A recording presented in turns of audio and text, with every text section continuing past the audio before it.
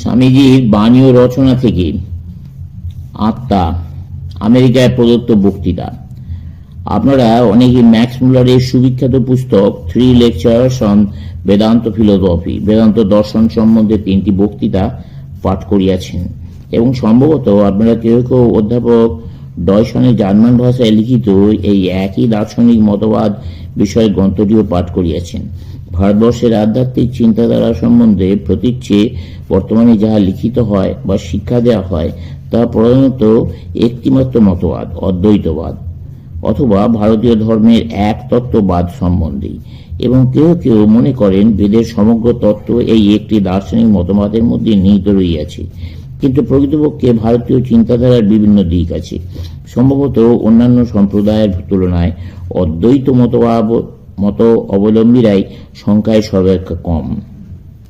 প্রাচীনতম যুগ হইতেই ভারতবর্ষে বিভিন্ন সম্প্রদায় দৃষ্ট হয়, এবং স্পষ্টভাবে বিধিবদ্ধ বা সর্বজন সম্মত কোন ধর্মকেন্দ্র অথবা প্রত্যেক সম্প্রদায়ের গ্রহণীয় তত্ত্ব নির্দেশকারী কোন মণ্ডলী এই দেশে কোনো দিনও না থাকায় জনসাধারণ নিজ নিজ পন্থা অবলম্বন, নিজ নিজ দর্শন বিস্তার এবং নিজ নিজ সম্প্রদায় স্থাপনের সম্পূর্ণ স্বাধীনতা লাভ করিয়াছিল।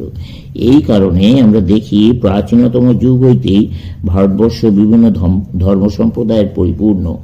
আমি জানি না বর্তমানে ভারতবর্ষ কত শত সম্প্রদায় আছে। প্রত্যেক বছরই কয়েকটি নতুন সম্প্রদায়ের উদ্ভব হইতেছে। মনে হয় এই জাতির আধ্যাত্মিক প্রচেষ্টা সত্যই অফুরন্ত। এই সকল বিভিন্ন সম্প্রদায়কে প্রথমত 2টি প্রধান শ্রেণীতে বিভক্ত করা যায়। একটি আস্তিক বা বৈদিক, অপরটি নাস্তিক বা অবৈদিক। যারা হিন্দু শাস্ত্র বেদকে নিত্যতত্ত্ব প্রকাশরূপে প্রামাণ্য বলিয়া বিশ্বাস করেন তাদের বলা হয় আস্তিক, এবং যাহাদের বেদ বর্জন করিয়া অন্যান্য প্রমাণ অপেক্ষা রাখেন তাহারাই হলেন ভারতীয় নাস্তিক।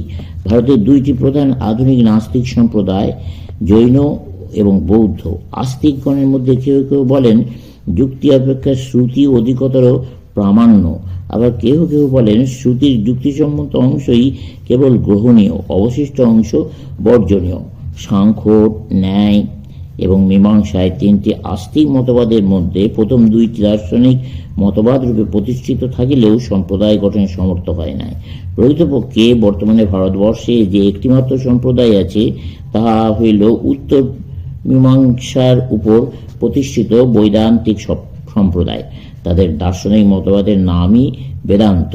হিন্দু দর্শনের সকল মতবাদের উদ্ভব হইল বেদান্ত বা উপনিষদ হইতে, কিন্তু অদ্বৈতবাদীগণ বিশেষভাবে এই নামটি নিজেরা গ্রহণ করিয়াছেন, যেহেতু তাহাদের সমগ্র ধর্ম ও দর্শনকে কেবলমাত্র বেদান্তের ভিত্তিতেই স্থাপন করিতে চাইয়াছেন। কালক্রমে কেবল বেদান্তই স্থায়ী হয়, এবং ভারতবর্ষের বর্তমান বিভিন্ন সম্প্রদায়গুলি এই বেদান্তেরই কোনো না কোনো শাখার অন্তর্গত। তথাপি এই সকল সম্প্রদায় এক মতাবলম্বী নয়। আমরা দেখিতে পাই যে বৈদান্তিকগণের মধ্যে 3টি প্রধান শ্রেণী বিভাগ আছে। অবশ্য একটি বিষয়ে তারা সকলেই একমত, অর্থাৎ তারা সকলেই ঈশ্বরে বিশ্বাসী। এই সকল বৈদান্তিক ইহাও বিশ্বাস করেন যে বেদ অতিপ্রাকৃত উপায়ে ব্যক্ত ঈশ্বরের বাণী।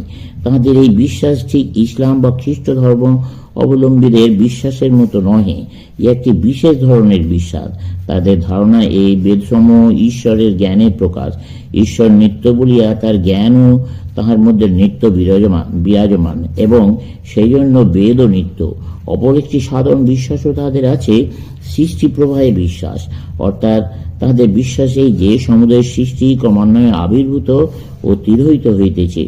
জগৎ আবির্ভূত হইয়া ক্রমশ স্থূলতর হয় এবং কল্পকালের শেষে ক্রমাগত সূক্ষ্মতর হইয়া লয় প্রাপ্ত হয়।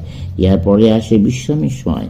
তাহার পর পুনরায় জগতের সৃষ্টি বা আবির্ভাব হয়, এবং সেই একই প্রক্রিয়ায় পুনরাবর্তন ঘটে। তাহারা আকাশ নামক একটি বস্তুর অস্তিত্ব স্বীকার করেন, ইহা বৈজ্ঞানিকগণের ইথারের মতো। অপর একটি শক্তির অস্তিত্ব তাহারা স্বীকার করেন, যাহাকে তাহারা বলেন প্রাণ। তাহারা বলেন এই বিশ্বজগৎ প্রাণের স্পন্দন হইতেই উদ্ভূত। একটি কল্পের শেষ হইলে প্রকৃতির সকল প্রকাশ এই ক্রমান্বয়ে সূক্ষ্মতর হইয়া আকাশে বিলীন হইয়া যায়। এই আকাশকে প্রত্যক্ষ অথবা স্পর্শ করা যায় না, কিন্তু আকাশ হইতেই প্রত্যেক বস্তু সৃষ্ট হয়।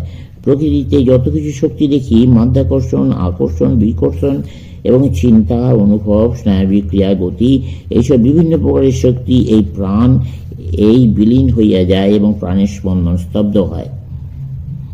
জগৎ এই অবস্থাতেই বিরাজ করে যতদিন না পর্যন্ত নতুন কল্পের আরম্ভ হয়। সেই সময় পুনরায় প্রাণের স্পন্দন আরম্ভ হয়। এই স্পন্দন আকাশে সঞ্চারিত হয়, যাহার ফলে এইসব বস্তু ক্রমান্বয়ে আবির্ভূত হয়। যে সম্প্রদায় সম্বন্ধে আমি আপনাদের প্রথম বলিব তার নাম দ্বৈত সম্প্রদায়। সে দ্বৈতবাদীগণের মতে জগতের স্রষ্টা ও শাসক ঈশ্বর সর্বদাই জীবজগৎ হইতে স্বতন্ত্র। ঈশ্বর নিত্য, জগৎ নিত্য, জীবগণও নিত্য। জীবজগৎ কখনো বিকশিত এবং পরিবর্তিত হইতেছে, কিন্তু ঈশ্বর সর্বদাই সেই একই রইয়াছেন। পুনরায় দ্বৈতবাদীগণের মতে গুণের জন্য ঈশ্বর ব্যক্তিভাবাপন্ন, দেহের জন্য নয়। তাহার মানবীয় গুণ আছে। তিনি করুণাময়, ন্যায়বান, শক্তিমান। তিনি সর্বশক্তিমান। তার নিকটে যাওয়া যায়, তার নিকট প্রার্থনা করা যায়, তাকে ভালোবাসা যায়। তিনিও প্রতিদানে ভালোবাসেন ইত্যাদি। এক কথায় তিনি মানবীয় গুণসম্পন্ন দেবতা। যদিও মানব অপেক্ষা অনন্ত গুণে মহৎ, মানবের দোষগুলি কিছুই তাহার মধ্যে নাই। তিনি অনন্ত কল্যাণ গুণাধার। ইহাই হইল দ্বৈতবাদীদের মতে ঈশ্বরের সংজ্ঞা। কিন্তু তিনি তো উপাদান দ্বৈত সৃষ্টি করিতে পারেন না, এবং প্রকৃতিই তাহার উপাদান, যাহা হইতে তিনি বিশ্ব ব্রহ্মাণ্ড সৃষ্টি করেন। এমন কয়েকজন দ্বৈতবাদী আছেন যারা বেদান্ত সম্প্রদায়ভুক্ত নহেন। তাহাদের বলা হয় পরমাণু কারণবাদী। তাহাদের মতে জগৎ অসংখ্য পরমাণুর সমাহার মাত্র, এবং ঈশ্বর ইচ্ছায় এই সকল পরমাণু হইতে সৃষ্টি হয়। বৈদান্তিকগণ এই মতবাদ স্বীকার করেন না। তাদের মতে এই মতবাদ একেবারে অযৌক্তিক।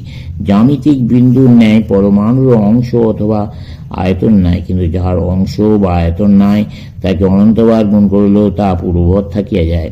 যার অংশ নাই তার কোনোদিন অংশযুক্ত কোনো বস্তু সৃষ্টি করিতে পারে না, এবং বহু সংখ্যক শূন্যকে যোগ দিলে একটি পূর্ণ সংখ্যা হয় না। সেই জন্য পরমাণু সময়ে যদি অংশ বা আয়তন না থাকে, তাহলে এরূপ পরমাণু হইতে জগতের সৃষ্টি সম্পূর্ণ অসম্ভব। সেই জন্য বৈদান্তিক দ্বৈতবাদীগণের মতে অব্যক্ত প্রকৃতি হইতে ঈশ্বর জগৎ সৃষ্টি করেন। ভারতীয় জনসাধারণ অধিকাংশই দ্বৈতবাদী। সাধারণত মানুষের পক্ষে ইহা অপেক্ষা উচ্চতর কিছু ধারণা করা সম্ভব নয়। আমরা দেখি পৃথিবীর ধর্মবিশ্বাসী ব্যক্তিগণের মধ্যে শতকরা 90 জনই দ্বৈতবাদী। ইউরোপ এবং পশ্চিম এশিয়ার সকল ধর্ম দ্বৈতমূলক। ইহা ব্যতীত তাদের অপর কোনো উপায় নাই। সাধারণ মানুষের পক্ষে নামরূপবিহীন কোনো কিছু ধারণা করাই অসম্ভব। যাহা তাহার বুদ্ধিগম্য তাই সে আগ্রাইয়া থাকিতে ভালোবাসে।